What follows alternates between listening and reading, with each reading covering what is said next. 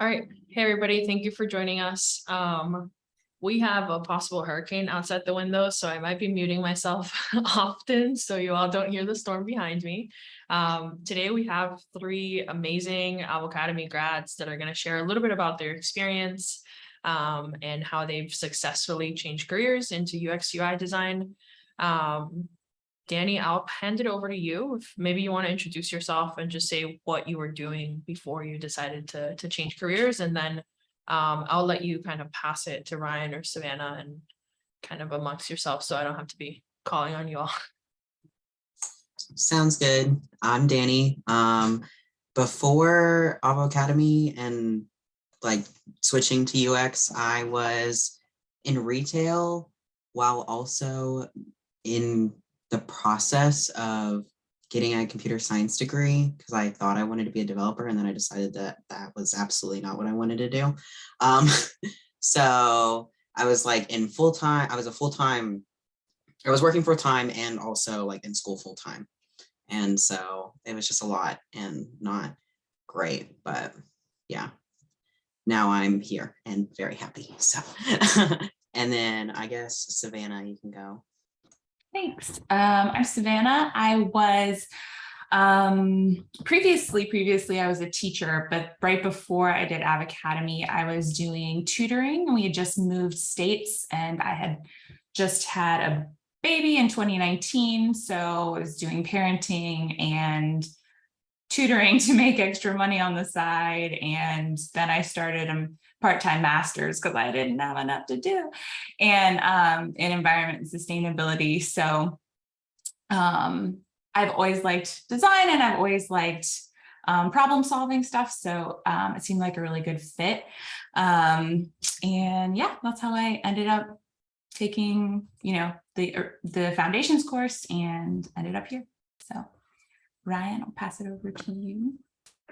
Hi, everyone. My name is Ryan. Like Savannah, I was also in education. Actually, I was a high school economics teacher for about 9 years before I decided to make a career change.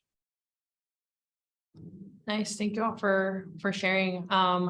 Let's maybe go around and Ryan, you can kick us off. Tell us a little bit about what you're doing now, right? So you were an economics teacher, you did our programs, and now where you're at, and how does that feel, most importantly, I think. Totally. So I am happily working for Truist Bank. I think it's either the 6th or 7th largest bank in the US. My official title is an experienced designer. Basically, I am on a small team that's an innovation and technology team, and we work on non-traditional, I guess you could say, like banking products and apps. So things like games, things around financial literacy, just helping people understand a little bit more about how to responsibly use their money, which also obviously fits in with my background as an economics teacher. And I am very happy in my job. I'll go ahead and pass it to Savannah. Yeah, well, can you remind me of the question again? What was that? What are you doing now, and how do you feel? Okay, great. So now I'm working as a lead UX UI designer at Waiter, which is a food delivery app based out of Louisiana. So it's kind of just in the Southwest. And yeah, I really like it. It's really fun. I have a good team, and I have lots of variety in my work, which I really enjoy. And they are kind of new to UX design. So it's fun to be like, UX design is awesome. And they're like, no way. And I'm like, it is. So I really, really enjoy it. It's super fun. I am currently a product designer at Ferguson, which is just like another term basically for a UX UI designer. It's basically the same thing.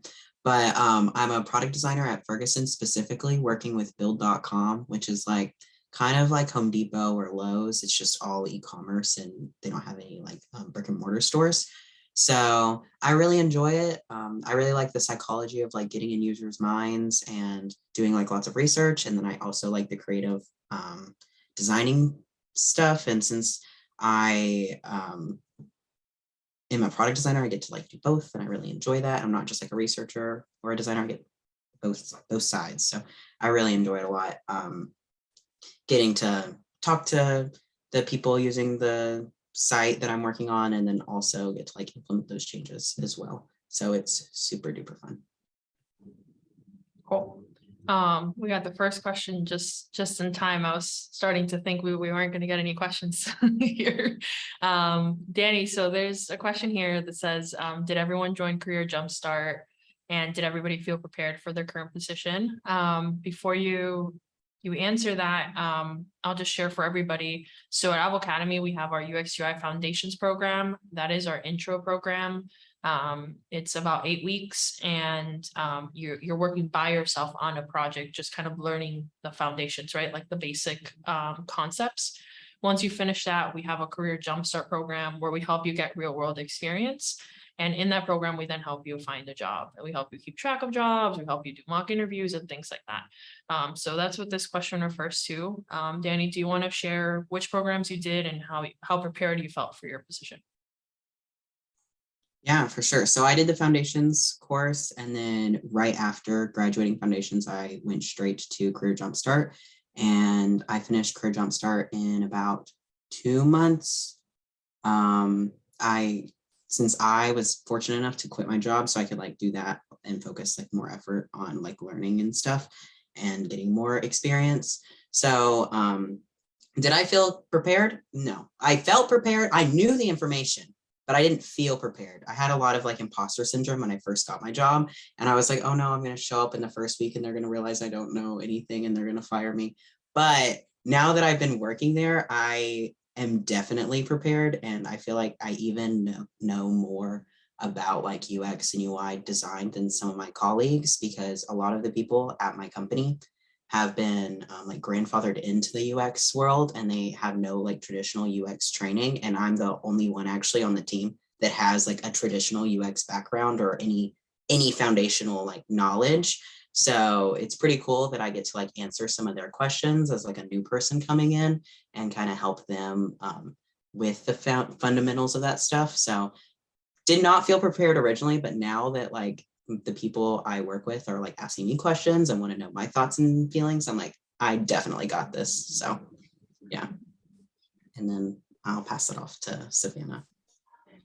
Yeah, I did do Career Jumpstart. I think that was part of the question. And I also did not feel super, well, I did and I didn't, right? Like, conceptually, you feel prepared. Like, I learned these things, but then you have to put it into practice. So it's kind of like reading about scuba diving and then going scuba diving a little bit.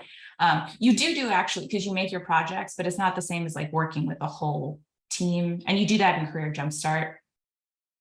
So yes and no, same thing as Danny. Yeah, so yes and no.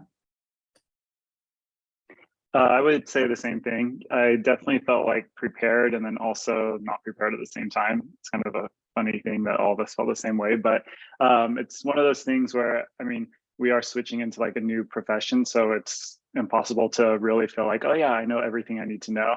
But I think one thing that was really helpful that I learned through foundations is like there's so many resources out there and so many like websites and tutorials, and just like people in, I feel like in the field as a whole are pretty welcoming. And so it's really easy to say like, oh, you get something at work you don't exactly know how to do. It's not really too difficult to find like pretty good resources to help you. And so that made me feel a little better when I feel unprepared for something. Yeah, I think a lot of what you all are touching on is really like imposter syndrome, right? Like you all had the tools, right? And one of the tools that I think we kind of like teach you all is how to learn, right? Like how to find those resources that Ryan was talking about.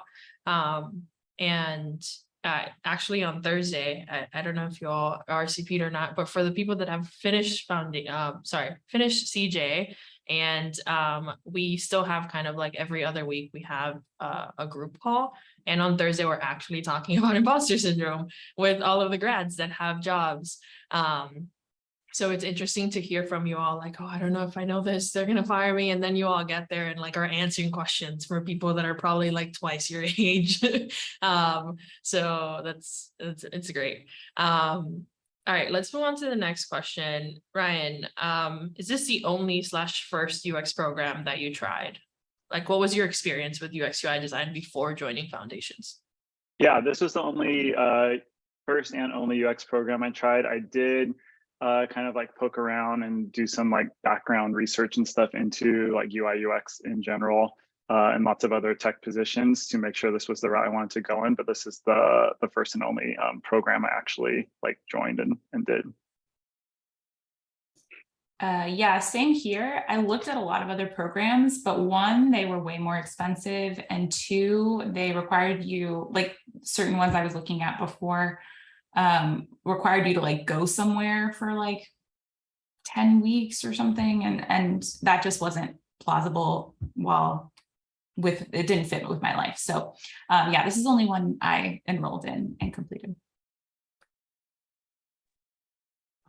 Also the only one that I've done. I do know some of the other graduates have done other courses as well and then switched to this one, but I decided on this one because of like the Career Jumpstart program after, and the real experience you get working as a team and like collaborating with other designers and working on real projects and working with real clients, and then having that to talk about like in interviews and to show like, this is my work and I've done more than just this one thing. And I know how to work with real work in the real world with real people, and not everything I've done is like imaginary projects that I just kind of like made up. So yeah.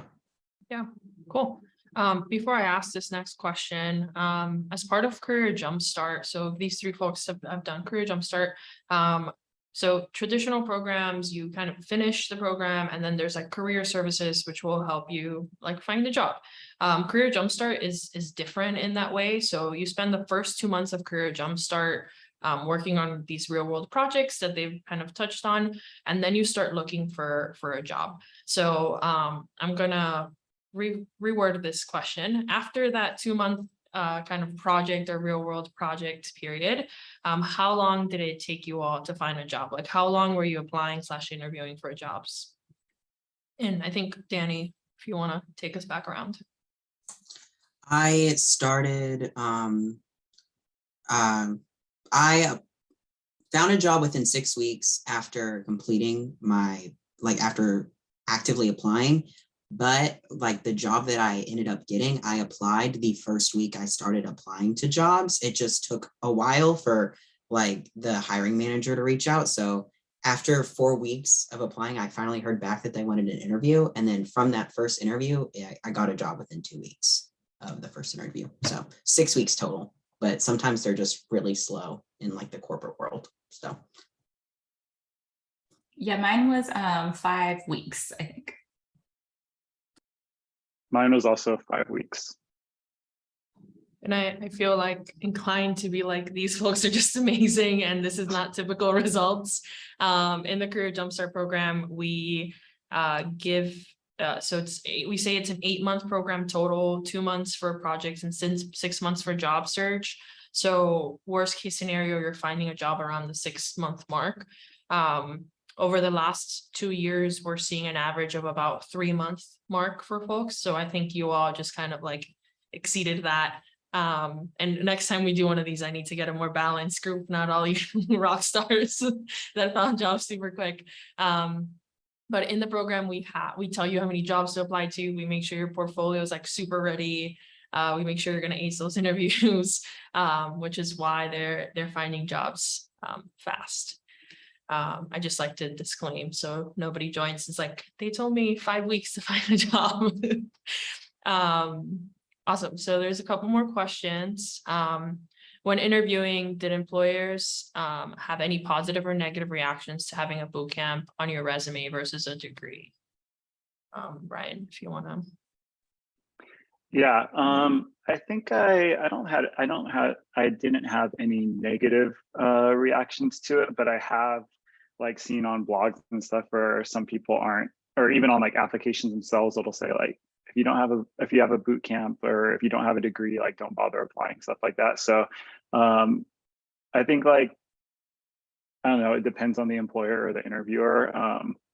But I also did have positive reactions, like from people that interviewed me and they asked like, did I do boot camp? I said yes, and they said, oh, I came from boot camp too. So I think it kind of just depends on the interviewer or the company and what what exactly they're looking for, in my personal experience. Yes, same. I never experienced anyone being like asking about the boot camp at all. I had some previous experience in like a nonprofit startup, like helping them with a curriculum. So I kind of focused more around that. And then they were, you know, they just didn't ask. Also, the job I got technically required a degree in UX, but I don't actually like technically have a university degree. So I just definitely say don't just ignore like 80% of the key things. So Yeah, I didn't have like actually the job I got, they were very interested in my bootcamp experience. I think that was because so many people on the team did not have any knowledge about UX. So like they were on the UX team because they used to be on the like the visual design team, and they got moved over to UX. And so they've kind of been self-taught and they hadn't taken a course or anything. So they were more interested, I think, in what I learned and how the program was. But I will say, like in my last interview with my job, the one of the like VPs, he was like, sometimes when we talk to bootcamp graduates, they don't seem very sure about what they know, or they seem kind of wishy-washy. And he did say that I definitely did not present that way. And I think one, that's because of like the strong not like foundational knowledge that I got from foundations, and also having the experience like I could speak about, and I felt competent to like talk about these topics.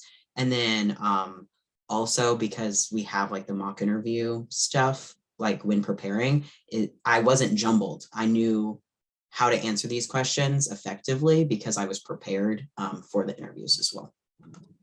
Yeah, Yeah, I think, oh, sorry. no, go for it, Ryan. I was just saying one thing to add on too is like, I think in tech, like they care a lot about like what you can actually do. So like, I bet you Danny and Savannah had like awesome portfolios, right? And so it's like, I think they care more about seeing the portfolio and seeing the real work versus like, oh, you got a degree from somewhere. Yeah, that's exactly what I was going to say. So thank you. Yeah, in this field, your work speaks way more than your degree, right? If we had two people and like one of you did Avocademy and the other one went to I don't know, like Cornell's UX, the degree program, and your portfolios, like, you know, Danny's portfolio was way better than the Cornell UX program, they're not going to hire the Cornell UX program just because of that name, right? Like the portfolio weighs so much more than like your degree or where you're getting that degree from. We're also seeing a lot of people do UX degrees and not have a portfolio at the end of the program, which kind of just kills me as an individual paying that much money to do a UX degree. So your portfolio is really what should matter, no matter what, even if you do a degree. Like if you decide to do a degree or a program by university, you really have to focus on that portfolio. There's a question here about how did you all find your job? Did you all just apply for a bazillion jobs on LinkedIn? Any tips for applying or finding jobs? Danny, before I send it back to you, I want to say before you apply to a bazillion jobs, if that is the strategy, you have to make sure your resume is in good shape and you have to make sure your portfolio is in good shape. I talked to a lot of folks that message me on LinkedIn or send emails to Avocademy that are like, I've been applying to jobs for a year and I can't find, you know, a job. And they've applied to 500 jobs. They've applied to a lot of jobs, but their portfolio is just not there. So it's not only applying to a bunch of jobs, it's your portfolio needs to be there so that it catches people's attention and then they want to interview you. But Danny, if you want to share how many applications you submitted, I know it'll catch people off guard, but yeah. I think it was like 400, 500, something like that. The first week I applied, I did like a lot of people do that. They like apply like a whole bunch the first week. So after I got my portfolio approved and like reviewed and my resume approved and reviewed, I like blunt force just like applied to everything. But and then like later I got a little bit more tactical with my approach for I would tailor specific resumes to job postings to parse properly. So that way I would show up higher on their system. But ultimately, like about like 400 or 500, something like around that range. It was a lot, I remember. But yeah, just a lot of jobs. And I tried not to use LinkedIn Easy Apply because people like never look at that. So I would go from LinkedIn Easy Apply to the company's website and apply on there. I don't know if it worked. I actually got my job from an Easy Apply. So shocker. That's very rare though. Do not recommend it. But yeah, I applied to between 200 and 300 jobs. So mostly LinkedIn, some on some other, there's a whole list of sites on Career Jumpstart that they have. And so some other ones on there too. But yeah, it was a lot. It was a lot. Yeah, I applied to right about 300 jobs. And just to reiterate what Maka said, like having everything like perfect and ready to go, your resume, your portfolio, like I kept a document that I had with like the web addresses for everything and like common questions I was having to input and like set up your like autofill on Chrome. And it's like, it's difficult, but it's not like as bad as our like 300, 400, 500 sounds. Like it's really not. And you all did it in like a couple of weeks. So I think that's also worth remembering, right? Like you all probably applied to all those jobs in less than 5 weeks because that's how long it took most of you to find a job. So it's definitely doable. There was a question here, is there a portfolio review in CJ? And there is, but before you start applying, you need to get your portfolio approved and your resume as well. So we make sure to help with that. The next question here is, some people put a lot of years or education, college into a current career pathway. For any of you who did similar, how did you come to the conclusion to switch, and what has helped you be okay with leaving the old behind? Just a great question. Ryan, if you want to kick us off. Yeah, so like I said, I was a high school teacher for almost a decade. So that is a lot of time to put into a career. Coming to the conclusion that I wanted to switch, to be completely honest, I was burned out from education, really super long days, not being able to spend a lot of time with family, working on nights and weekends, what I consider not to be very good pay. So I was starting to kind of try to look around and find something different. I think that, let's see, what is it? Will help you be okay with leaving it behind. For me personally, like I always want my work to be like meaningful and know that my work is like helping people or improving people's lives. And that's what I really liked about teaching. And so the great thing about like UI UX, like a lot of people, they're like, oh, you go into tech and it's like all like cold-hearted and stuff. But UI UX is like something you definitely get to be very like, you know, knowing that you're making an impact on people's lives every day. And so for me, that's what I like about it. And that's what's made me feel okay with leaving teaching behind, because I still feel like I'm having a positive impact on things. Yeah, definitely a good question. I had the same experience as Ryan, honestly, working 90-hour weeks, 100-hour weeks, nights and weekends, and it just wasn't sustainable for me. And I knew that my skills would be more monetarily valued if I moved into the tech field, but I was still, like Brian said, helping people. So I knew that I could probably make up the amount of money that I would have technically lost when I moved into this new field. So that, you know, financially that made it okay. And yeah, it's kind of the same thing. And you have to take care of yourself as well. And so I wanted to take care of myself and take care of my family in a way that wasn't really accessible to me in that work. And I think your job doesn't necessarily have to define your purpose or the difference you want to make, you know? So I still do volunteering, tutoring and stuff like that outside of my work, but I feel like secure financially and I can manage my time. Does that make sense? So I think I just expanded the view of what where you place value and how you organize that, if that makes sense.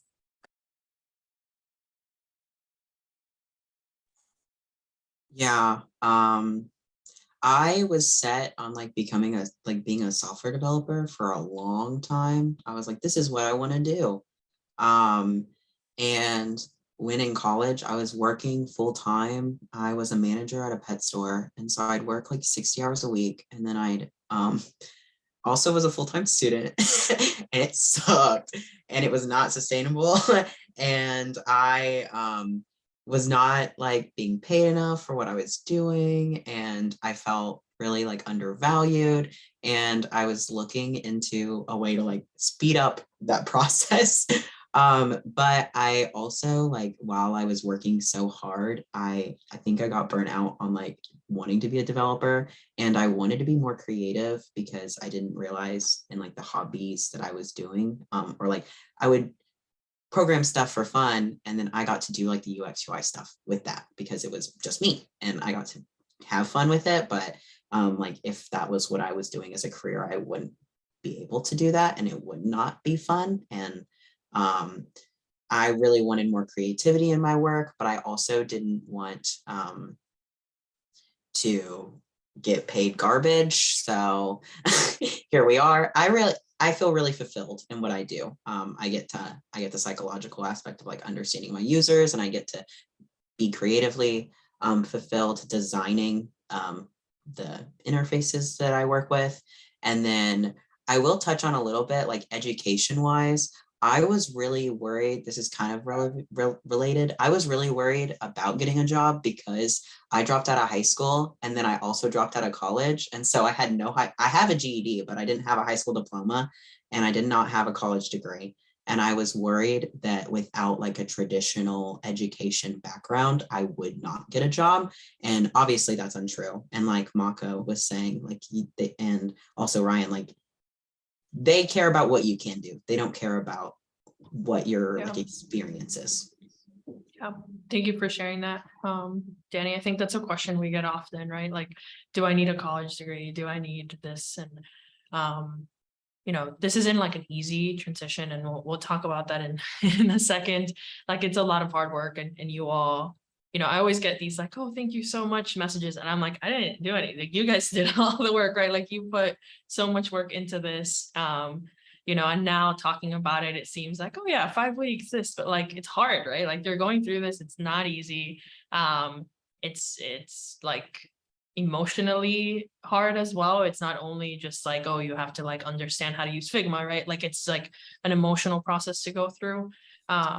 And that's why I wouldn't say yeah. you didn't do anything. I think that's Yeah. like the biggest thing. Yeah. Is like, you can do this. And you're like, no, I can't. And you're like, yes, Yeah. you can. Yeah. Like, I think that's the biggest thing that we get in our own ways. And then you're like, stop getting in your own way. And you're like, okay, fine. You know, so it's actually very helpful. We do the things that we wouldn't have done if we had succumbed to our self-doubt. So yeah. And I like to make sure we share that, right? It's not easy, right? It's not like a get rich quick, you know, thing. It's hard, right? You'll make some good money, but it is hard. On that question, there's somebody here asking around starting pay. I'm gonna share just some averages from like, you know, all the students that have gotten hired. And then if you all feel comfortable sharing a range or a number, feel free. If not, just say skip. So right now, Career Jumpstart grads are averaging about $85,000 starting salary. We see a range from like the 50s, so 50,000, all the way to our highest paid student has been making $187,000 a year. The majority of these students all of the students have no UX UI design experience before joining. Some of them have some graphic design experience. And to my surprise, those are not the people making the most money. The most money depends on like if you're contracting or if you're a direct hire and the size of the company you're working at. But average, we're looking at about 85K. US average is about 65K. And over the last 3-ish years, we've seen like a higher starting average kind of move up, right? From 65 to 75-ish. But yeah, Danny, I don't know if you want to go around. Yeah. So whenever I first was applying, I said that I'd be like open to any, like I didn't have like a set limit because I was working in retail. So I made like $40,000 a year as a manager. And so I really was like, anything will be an improvement. So I don't care. And so when I got my offer, I got an offer for 80K, and then Maka helped me negotiate and I got an extra 5K. And then I also have a 3% annual bonus as well. So that's it.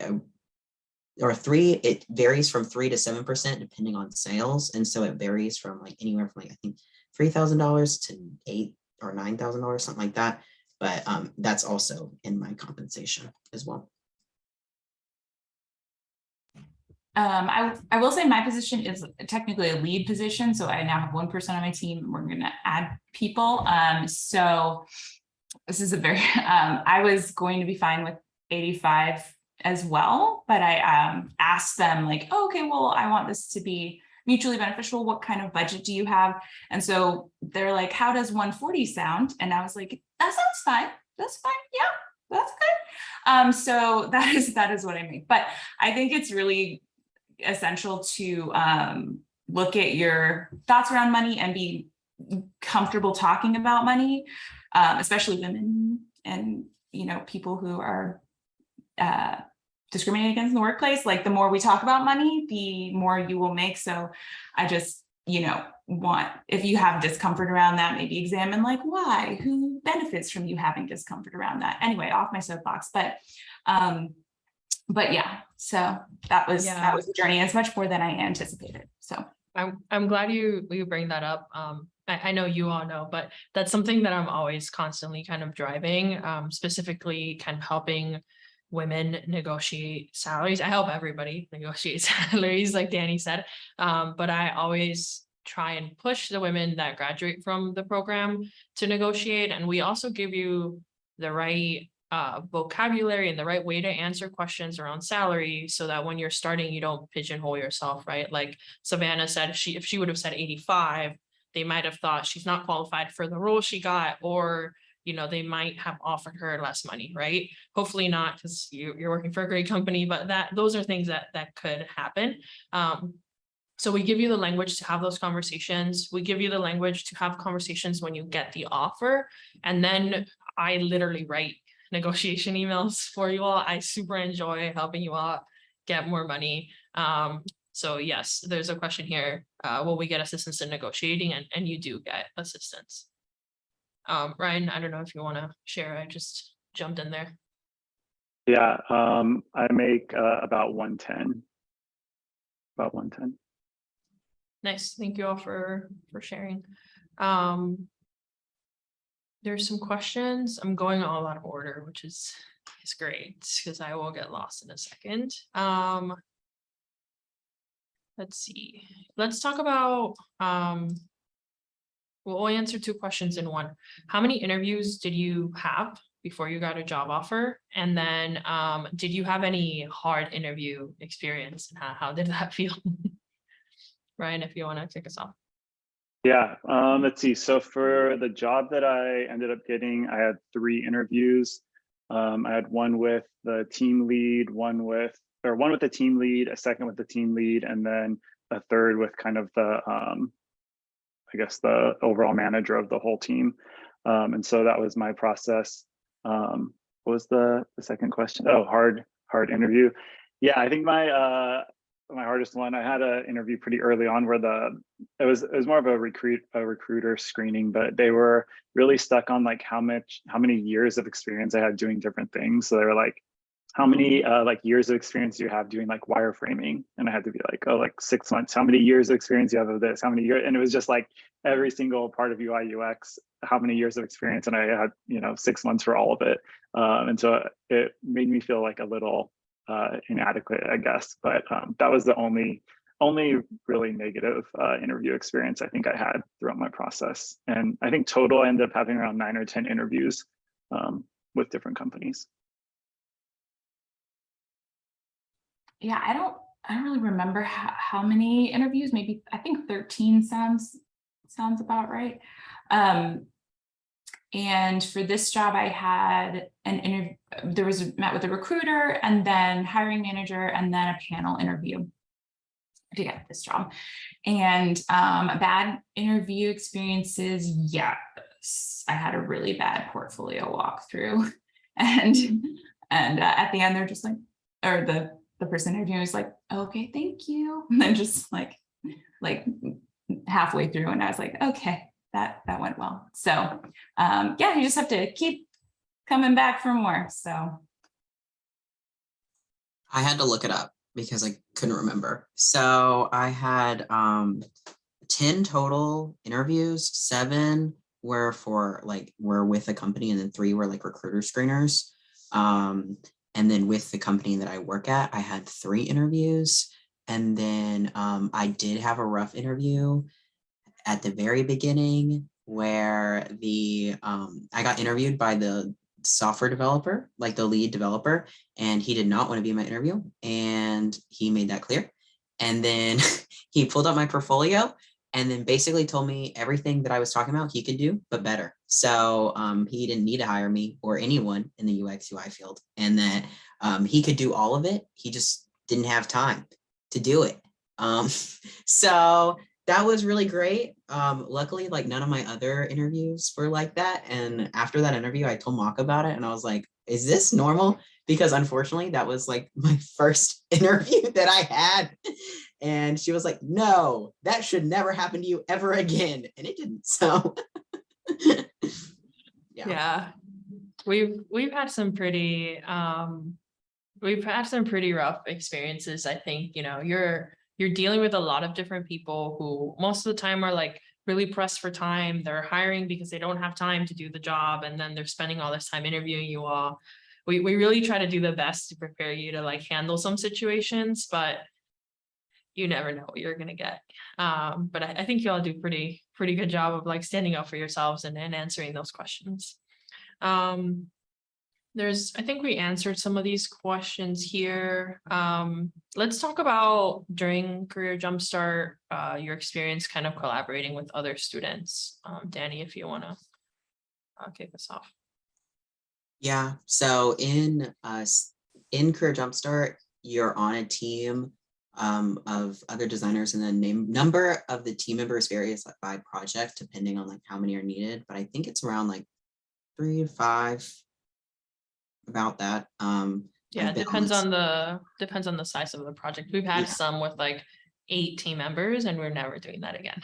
Yeah, that sounds a lot. Because then Yeah. you also want everyone to have experience like working on this stuff, and there's too many people, then those people don't feel like they get as much out of the project. But anyway, it's really nice, pretty collaborative. In my experience, we've had like weekly meetings with the team, helps you hone each other's skills, because other people on your teams might have certain strengths, and then those strengths kind of rub off on you, and your strengths kind of rub off on others. So, and y'all get to teach each other skills as well, which I find very rewarding. And then as far as like the client projects and dealing with clients, it was a really good experience, getting that feedback and understanding that there are going to be roadblocks in your way. And that's really important also in interviews, to have been in that position where you've been told no, and you have to go back to the drawing board and redo some stuff and kind of compromise and make everyone happy while still benefiting the user.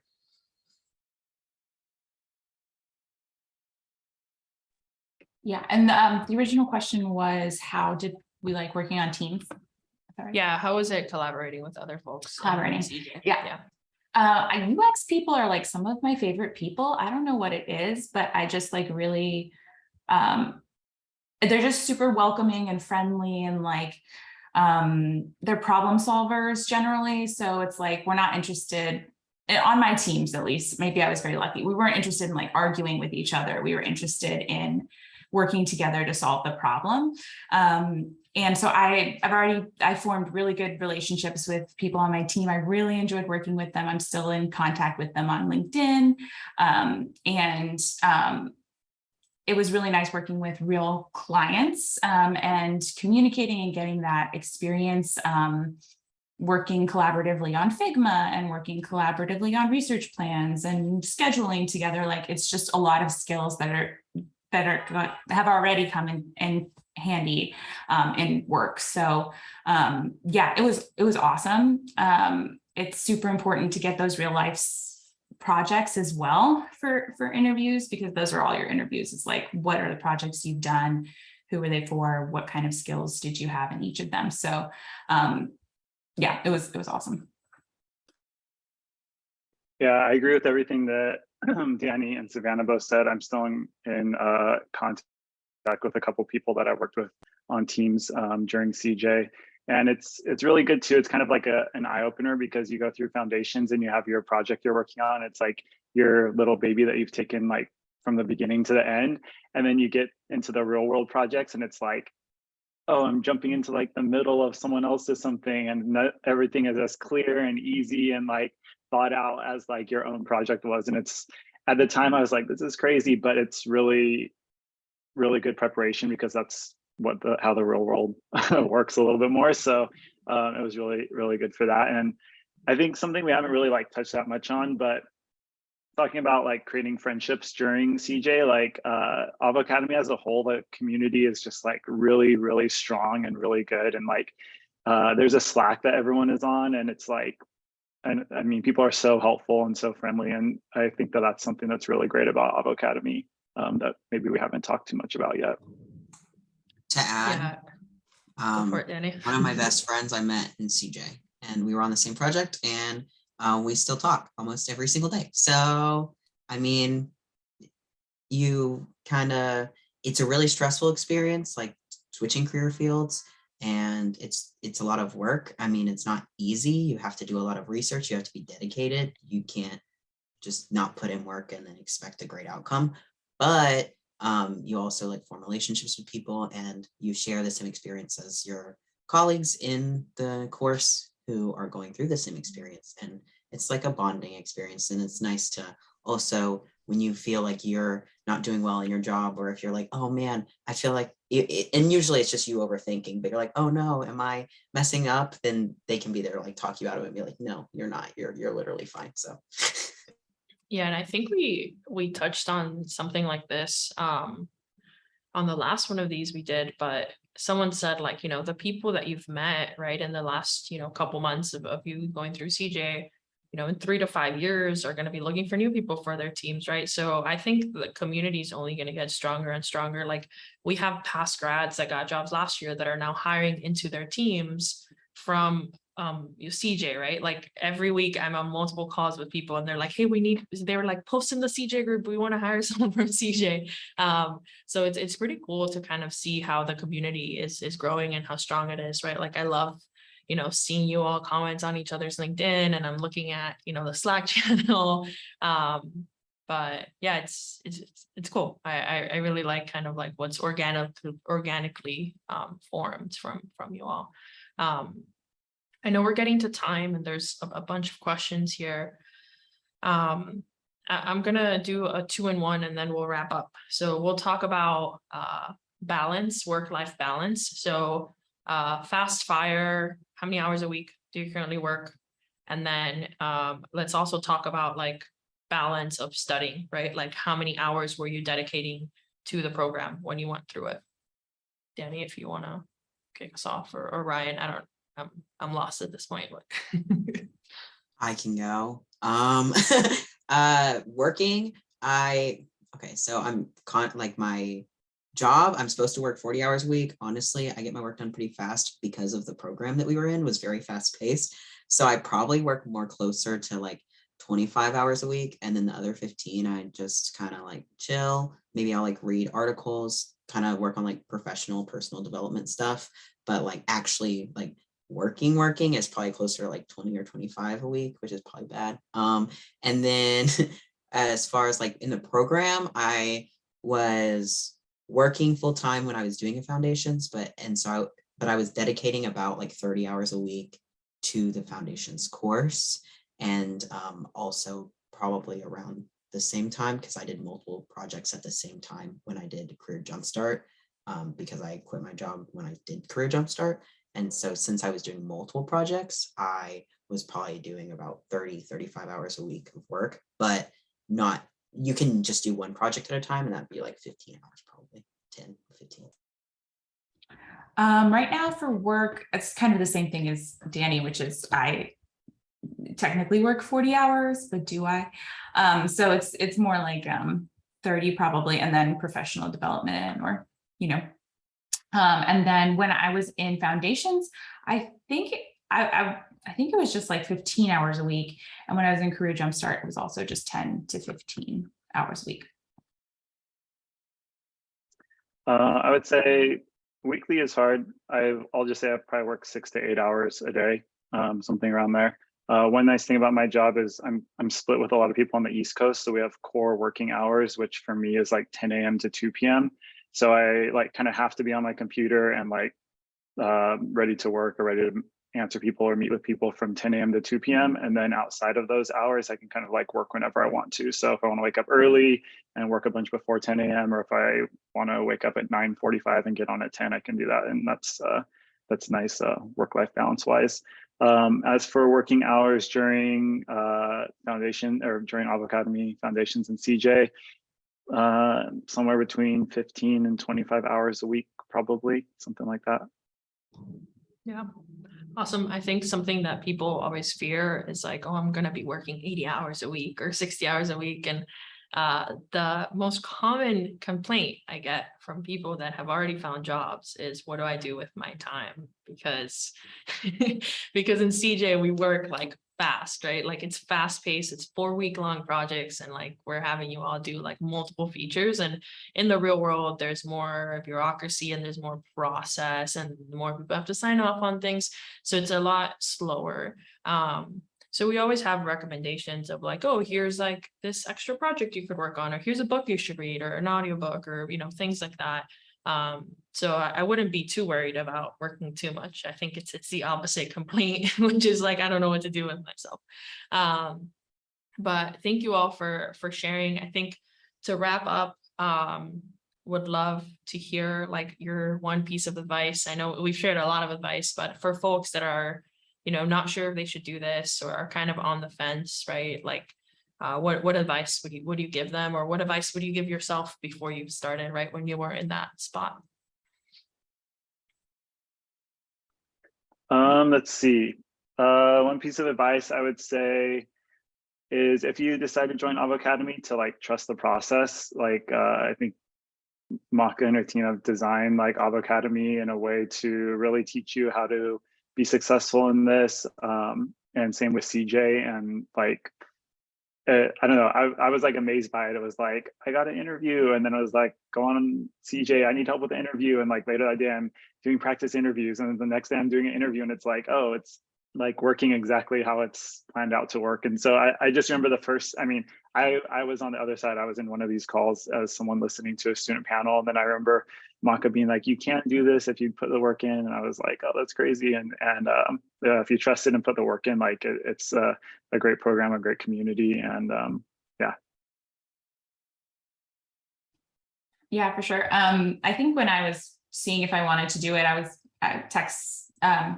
sending messages to someone, and I was like, it's 100% job placement. Like, how can that be right? And they were like, yeah, if you go through everything. I don't think you guys have that anymore, but back when I did it, they had that. And I was like, oh, okay.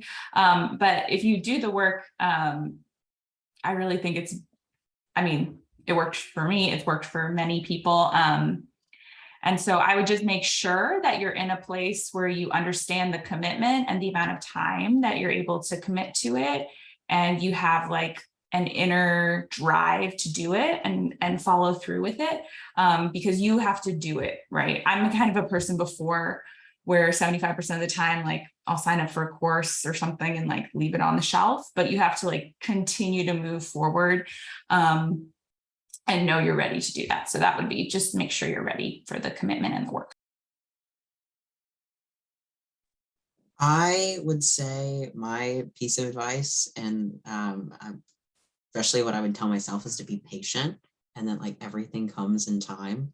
because you have to learn and understand and go through the process, and it seems like it's taking forever when you're in it, and then afterwards you're like, oh wow, that's crazy. Like for me, this January I was working as assistant manager at a pet store, not making a lot of money, and now here I am employed at this huge multi-billion company. I'm like a full UX UI designer, like product designer, and that is crazy. Like in such a short amount of time I've gotten this far.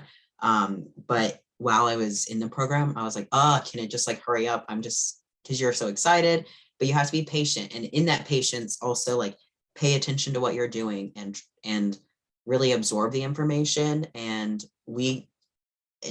get those skills and understand the skills, not only like the skills we get as far as designing, but also like understanding how to research things and how to get that development. Because now I'm confident that, if someone asks me to do something at work and I don't know how to do it, I can figure it out. Like I feel confident in searching and finding the resources I need to do that without stressing. And so, yeah.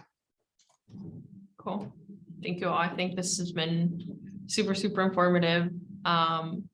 For those of you still on, Sadi from our team has shared a coupon code that expires Friday, September 30th. If you're watching a recording of this, I'm sorry. If you already have a UX portfolio and want to join our Career Jumpstart program, you can email info@avocademy.com and we'll send you an application link with the little design challenge you can do. And then if any of you have any questions that did not get answered today, feel free to email info@avocademy.com and I will actually respond. I'm in charge of that mailbox for a short period of time. So for the time being, I will be responding to your emails. But again, thank you, for everybody that joined live, as well as for you three for just sharing your experiences. I think it's been super valuable. Yeah. Bye, y'all.